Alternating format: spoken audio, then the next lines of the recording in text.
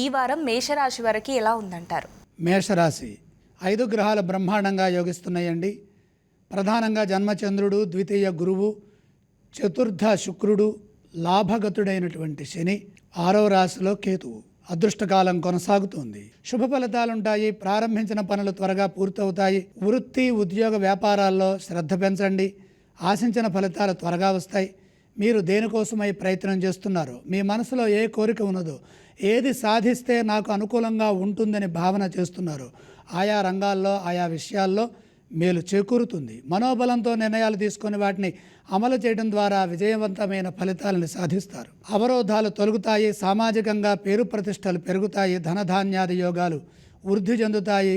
పెట్టుబడులు విశేషమైన లాభాన్ని ఇస్తాయి. భూగృహ వాహనాది యోగాలు మేలు చేస్తాయి. ఆస్తి వృద్ధి చెందుతుంది. నూతన ప్రయత్నాలు ఫలిస్తాయి. వస్తు వస్త్ర ప్రాప్తి ఉంటుంది.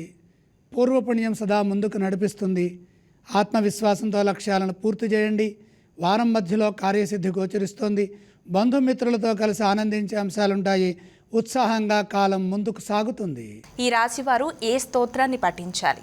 మేషరాశి వారి ఇష్టదైవంతో పాటు లక్ష్మీనామాన్ని కూడా స్మరించాలి. గురుగారు, అలాగే ఈ రాశి వారు ఏ ఆలయాన్ని సందర్శిస్తే మంచిదంటారు?